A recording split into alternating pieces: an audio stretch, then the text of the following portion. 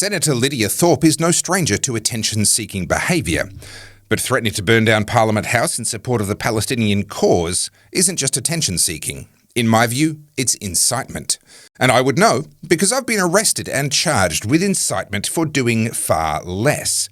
Let's have a listen to what she said. We stand with you every day, and we will fight every day, and we will turn up every day. And if I have to burn down Parliament House to make a point, I am not there to make friends. I am there to get justice for our people.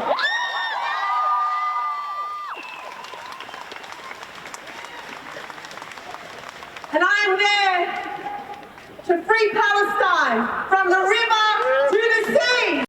Senator Thorpe has released a statement claiming that her incendiary speech to that gleeful mob of Palestinian supporters, protesters who appear to be outraged that the killing in Gaza has now stopped, outraged that the Palestinians are now returning from their refugee camps to begin the arduous process of rebuilding their homes and lives after the war between Israel and Hamas has left Gaza in ruins, and outraged that the handful of surviving hostages who have been held by Hamas for more than 2 years might finally be about to be freed. She stood in front of that crowd and said what she said. But she claims that her threat to burn down Parliament House was just a figure of speech, and not the literal threat that it really did sound like. Well, let's test that claim by putting her comments into the context of her own political history, the things that she has previously said and done, which should inform how we view the threat that she just made. And keep in mind also that Senator Thorpe did not make those comments in Parliament with the protections of parliamentary privilege. She said what she said at a public protest. So the laws that apply to me and you are also supposed to apply to her in that context, which makes the comparison between what she's done and what I was charged for saying very, very relevant. Parliamentary privilege does not apply when she's speaking outside of Parliament, so the question is, are we about to see yet another double standard with the book being thrown at people like me when I urged others to peacefully stand up against human rights abuses happening here at home in Australia, whilst the authorities tread softly when someone else makes actual violent threats because of things that are happening literally on the other side of the planet? This isn't just a gotcha moment against a politician whose views I find objectionable. This is a question of whether we're going to uphold the expectation that here in this country, our battle of ideas is just that, a battle of ideas expressed in words and in non-violent forms of protest, and yes, including non-violent forms of civil disobedience, which I do advocate for. Or whether we're going to allow our civilization to devolve at the highest levels of government, no less, into a violent confrontation, where all options are on the table. My name's Topher Field, this is the Topher Project, and I help busy people like you to make sense of the nonsense that surrounds us.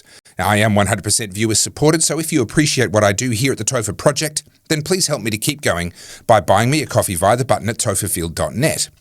When it comes to protest and even to civil disobedience, well, I did kind of write the book on it in the Australian context. My first book, Good People Break Bad Laws. It's about law, power, government, human rights, and civil disobedience, and how they interact, or more correctly, how they should interact in the modern age. You'll find that book, plus my second book, Good Christians Break Bad Laws. This is all about the theology of civil disobedience and the responsibility that Christians have to stand up to the government when it exceeds its legitimate authority. Plus, you'll also find the DVD of my multi-award-winning documentary, Battleground Melbourne. You can watch that for free at battlegroundmelbourne.com. But if you want a DVD to put on your shelf, you'll find this along with my t-shirts and hoodies in a range of different designs, which are all thought-provoking conversation starters. You'll find it all at goodpeoplebreakbadlaws.com, and every purchase helps me to keep the Topher Project going. All right, Senator Thorpe's comments have to be taken seriously in light of both her own personal history of inflammatory behaviour and also in light of the expelling of the Iranian ambassador because of state-sponsored violence which has been directed against Jews in Australia, not to mention the targeting of the families of the victims of the October 7th attacks, including blockading a hotel that the families of some of the deceased and captured victims of that attack were staying at in Melbourne. Rarely does an issue inflame as much violence, threats and intimidation on Australian soil as what this war in the Middle East has done. Now, let me be quick to add that the vast majority of pro-Palestine protesters and supporters would not support the use of violence for their cause. But the fact that there are a few, they're there and they're looking for excuses for their behaviour. That's one of the reasons why protest organisers, speakers and especially members of parliament have a responsibility to act and speak in a way that doesn't give licence to those few. For Senator Thorpe to get up in front of a crowd in Melbourne, among whom are going to be people who have previously committed acts of violence or intimidation in the name of the pro-Palestine cause, and for her to say, "We stand with you every day, and we will fight every day, and we will turn up every day, and if I have to, I'll burn down Parliament House to make a point." She knows who she said that to. She knows what crowd she was in front of, and this isn't the first time she's chosen to use violent imagery in her protests. When she was sworn into the Senate in October 2020, she took that opportunity to raise a Black Power fist in the Senate and has done so on other occasions as well. This is not an innocent gesture. This stems from the civil rights movement in the US in general, but also the Black Panther Party more specifically, a violent, expressly Marxist political party that sought out violent confrontation, including multiple firefights with police that resulted in casualties on both sides. Now, it must be said that, as is so often the case, the Black Panthers were also used as an excuse for the government to escalate their own violence as well. This is one of the numerous reasons why I say over and over again that resorting to violence usually means that you've instantly lost, at least if you're the one initiating, escalating that violence. In the case of the Black Panthers, the US FBI and LAPD especially targeted them at multiple levels, ultimately including assassinations of some of their key members. And I reject and condemn that use of violence also.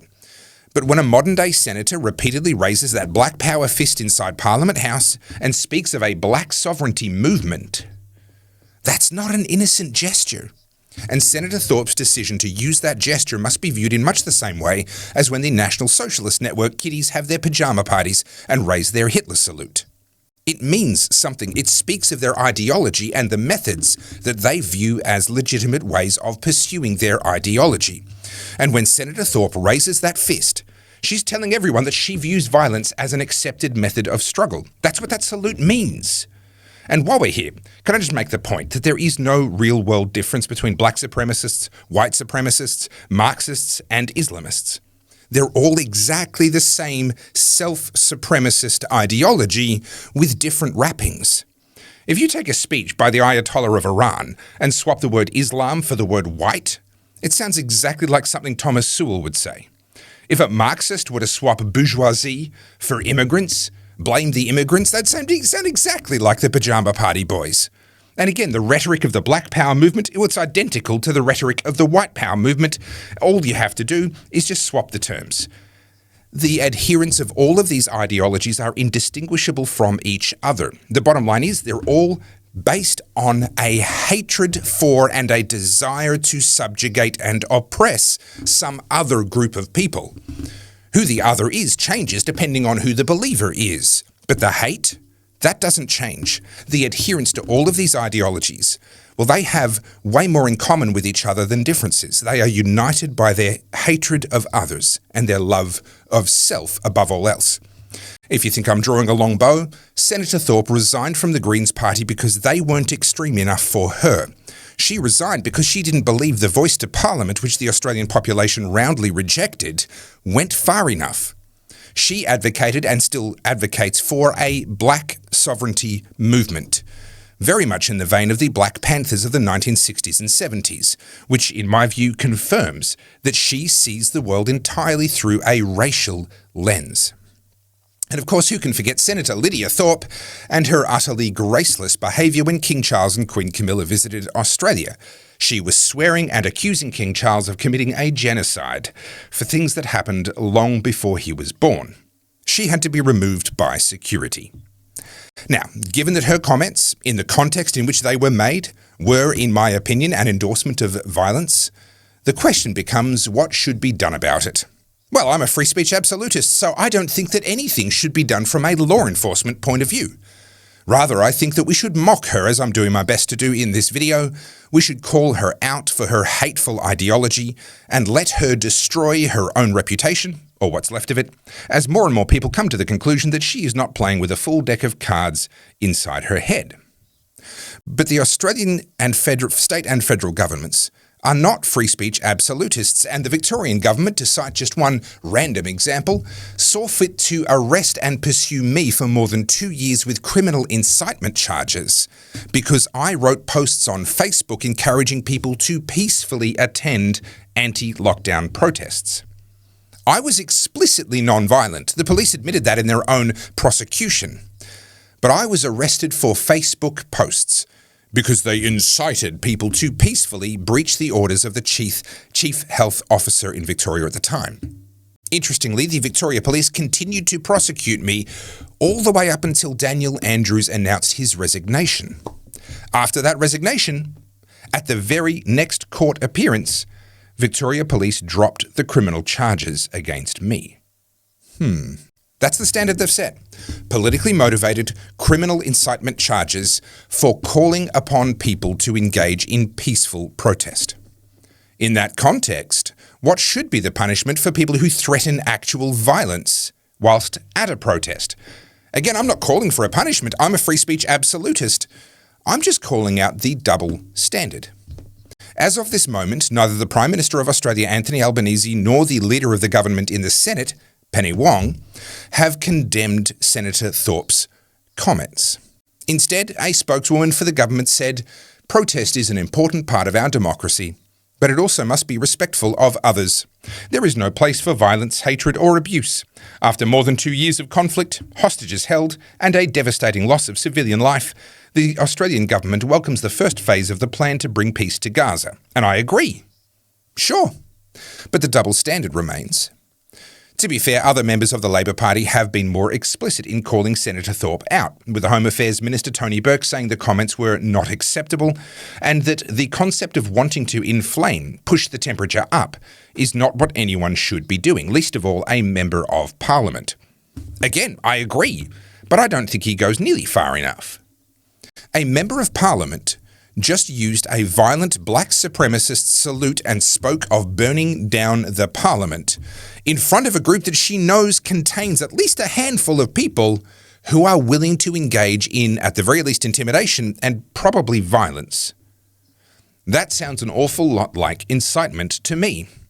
And again, I don't think her words should be punishable, but under the current laws, they are, in my opinion. Because what she said, in the context of who she is and who she was talking to, well, that was, in my opinion, incitement to violence. Okay, sure, perhaps I'm being petty, but you'll have to forgive me for that, because until I get an apology for the stress that my family were put through, maybe a refund for the legal costs that my family had to bear after I was charged with criminal incitement for my words urging peaceful protest against lockdowns, until that happens, I'm going to view with deep cynicism the silence of Prime Minister Anthony Albanese, Senator Penny Wong, and the mealy-mouthed responses of other Labor Party members. If there's going to be a law, it should be applied equally to us all. And if it's not applied equally to all, then the question can rightly be asked, why isn't the law being applied to her? Well, maybe it will be, but as of this moment, it hasn't been. I could speculate about what the answer to that question might be. Why not?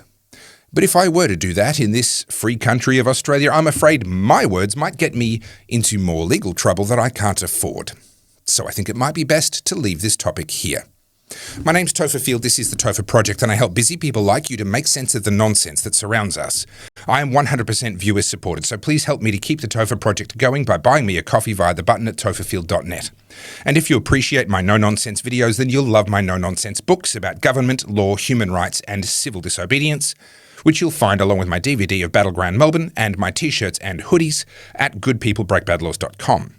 Thank you for watching to the end. Please like, subscribe, comment. Do you think Senator Thorpe is ever likely to be held accountable to the laws that apply to little people like you and I? And as always, think free.